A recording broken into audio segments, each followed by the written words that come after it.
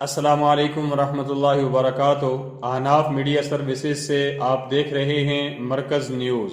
متکلم اسلام مولانا محمد الیاس گمن حافظہ اللہ جیسے مرکز میں موجود اساتذہ کرام اور طلباء کی تربیت کا خیال رکھتے ہیں، ایسے ہی ملک بھر سے اپنے ساتھ تعلق رکھنے والے لوگوں کی تربیت کا خیال رکھتے ہیں۔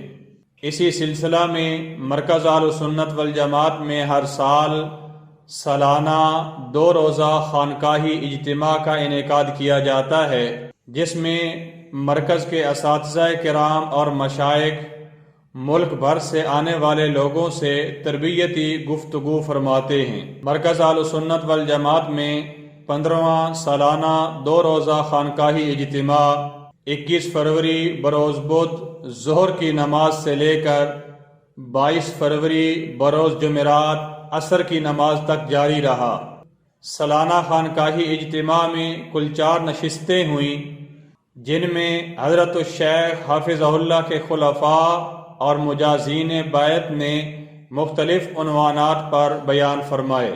مولانا محمد ابو بکر صاحب توحید باری تعالی، مولانا محمد ارشد سجاد صاحب فضائل صلاۃ و سلام، مولانا بشیر احمد کلیار صاحب فکر آخرت، حافظ عبد الرحمن بن مولانا محمد الیاس گمن حافظہ اللہ عقیدہ ختم نبوت، منظوم کلام کے لیے قاری محمد عثمان فاروقی صاحب، مفتی محمد اصغر صاحب عقیدہ حیات النبی صلی اللہ علیہ وسلم، حافظ محمد بن مولانا خبیب احمد گمن حافظہ اللہ، مقام امام اعظم ابو حنیفہ رحمہ اللہ تعالی، مفتی شبیر احمد حنفی صاحب مسائل نکاح، مولانا کلیم اللہ حنفی صاحب تذکرہ تالیفات متکلم اسلام، منظوم کلام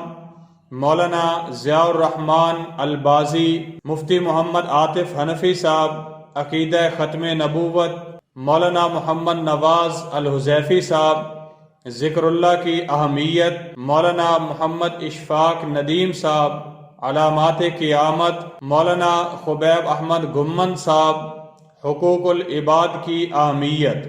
اس کے علاوہ مرکز اہل سنت والجماعت کے طلباء نے عربی اور انگلش کے اندر مختلف تقریریں کی۔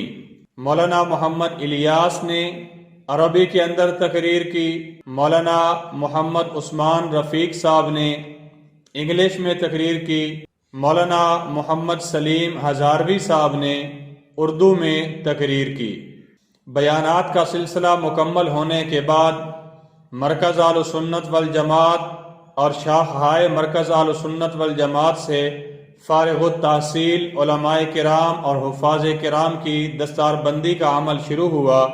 مرکز اہل سنت والجماعت اور شاخہائے مرکز اہل سنت والجماعت میں کل 52 حفاظ کرام، 13 علماء کرام اور 104 مفتیان کرام کی دستار بندی ہوئی۔ یہ 15واں سالانہ اجتماع استاد محترم مولانا خبیب احمد گمن حافظہ اللہ کی دعا سے اختتام پذیر ہوا۔ اللہ تعالی مرکز اہل سنت والجماعت کے اس سالانہ اجتماع کو اپنی بارگاہ میں قبول فرمائے اور ہماری ہدایت کا ذریعہ بنائے۔ یہ تھیں اب تک کی خبریں۔ مزید مرکز کے احوال جاننے کے لیے ہمارے چینل احناف میڈیا سروسز کے ساتھ جڑے رہیے۔ السلام علیکم ورحمۃ اللہ وبرکاتہ۔